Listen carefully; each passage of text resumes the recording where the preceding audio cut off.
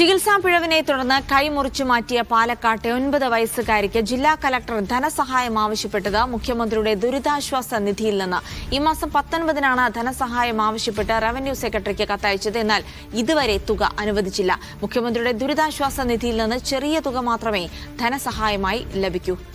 മുഹമ്മദ് അസ്ലം വിവരങ്ങൾ നൽകും. കോഴിക്കോട് നിന്ന് അസ്ലം, ഈ കുട്ടിക്ക് ചികിത്സാ സഹായം ഇതുവരെ കിട്ടിയിട്ടില്ല എന്നുള്ള വാർത്ത കൂടി നമ്മൾ നേരത്തെ പുറത്തുവിട്ടിരുന്നു. ദുരിതാശ്വാസ നിധിയിൽ നിന്നാണ് സഹായം അഭ്യർത്ഥിച്ചത്. അതിന് ലഭിക്കുന്ന സഹായ ധനത്തിന് പരിമിതികൾ ഉണ്ടെന്നിരിക്കെ അപ്പോൾ എങ്ങനെയാണ് ഇനി ഈ കുട്ടിയുടെ സഹായവുമായി സർക്കാർ മുന്നോട്ട് പോവുക? ഇതുവരെ പണം അനുവദിക്കാത്തതിന് കാരണം എന്താണ്? പാലക്കാട് ചികിത്സാ പിഴവിനെ തുടർന്ന് കൈ മുറിച്ചു മാറ്റേണ്ട കുട്ടി ICUവിൽ ഇപ്പോഴും തുടരുകയാണ്. ഇതുവരെയും ധനസഹായമൊന്നും ലഭിച്ചിട്ടില്ല എന്ന് അല്പസമയം മുമ്പ് മീഡിയ വണ്ണോടാണ് കുട്ടിയുടെ അമ്മ പറഞ്ഞത്. നമ്മൾ ഇത് സംബന്ധിച്ച് പാലക്കാട് അന്വേഷണം നടത്തുമ്പോഴാണ് മുഖ്യമന്ത്രിയുടെ ദുരിതാശ്വാസ നിധിയിൽ നിന്നും പണം അനുവദിക്കണമെന്ന് ആവശ്യപ്പെട്ടുകൊണ്ടാണ് ഈ മാസം 19-ാം തീയതി പാലക്കാട് ജില്ലാ കളക്ടർ റവന്യൂ സെക്രട്ടറിക്ക് അപേക്ഷ നൽകിയിരിക്കുന്നത്, അല്ലെങ്കിൽ കത്ത് നൽകിയിരിക്കുന്നത്. അതിൽ ചികിത്സാ പിഴവ് സംബന്ധിച്ച് അല്ലെങ്കിൽ അതിനെക്കുറിച്ച് എന്താണ് നടന്നതിനെക്കുറിച്ചുള്ള റിപ്പോർട്ട് അടക്കം ഉൾപ്പെടെ കാര്യങ്ങൾ വെച്ചുകൊണ്ടാണ് നൽകിയിരിക്കുന്നത്.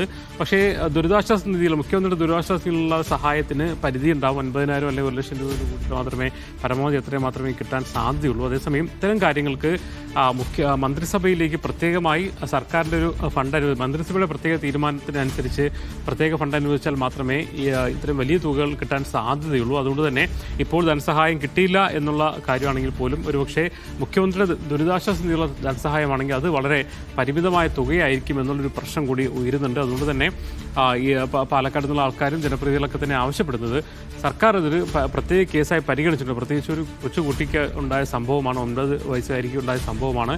ആദ്യഘട്ടത്തിൽ സർക്കാർ ആശുപത്രി തന്നെയാണ് വന്നത്. ആദ്യം പ്ലാസ്റ്റർ ഇട്ട് പോയി, പിന്നീട് രണ്ടാം തവണയും വന്ന് നോക്കിയപ്പോഴും പ്രശ്നമില്ലാതെ 3-ാം തവണ വരുമ്പോഴാണ് കുട്ടിയുടെ കയ്യിലേക്കുള്ള ഞരമ്പുകൾ അല്ലെങ്കിൽ രക്തയോട്ടം നിലച്ചായിട്ട് കാണുകയും അങ്ങനെ കൈ മുറിച്ചു മാറ്റുകയും ചെയ്തത്. ഇപ്പോഴും കുട്ടി ICUവിൽ നിന്ന് മാറിയിട്ട് പോലുമില്ല. അത്തരം ഒരു സാഹചര്യത്തിൽ സർക്കാർ ഇതിൻ്റെ സർക്കാർ ആശുപത്രിയിൽ നടന്നൊരു സംഭവം എന്നതിൽ പരിഗണിച്ചുകൊണ്ട് മന്ത്രിസഭ പ്രത്യേകം പരിഗണിച്ചുകൊണ്ട് പ്രത്യേക സഹായം വേണമെന്ന ആവശ്യമാണ് ഇപ്പോൾ ഉയരുന്നത്. എന്തായാലും ഇതുവരെയും പണം ലഭിച്ചിട്ടില്ല. കുട്ടിയും കുടുംബവും വലിയ ദുഃഖത്തിലാണുള്ളത്. കോഴിക്കോട് മെഡിക്കൽ കോളേജിൽ ICUവിൽ ഇപ്പോഴും തുടരുകയാണ് കുട്ടി.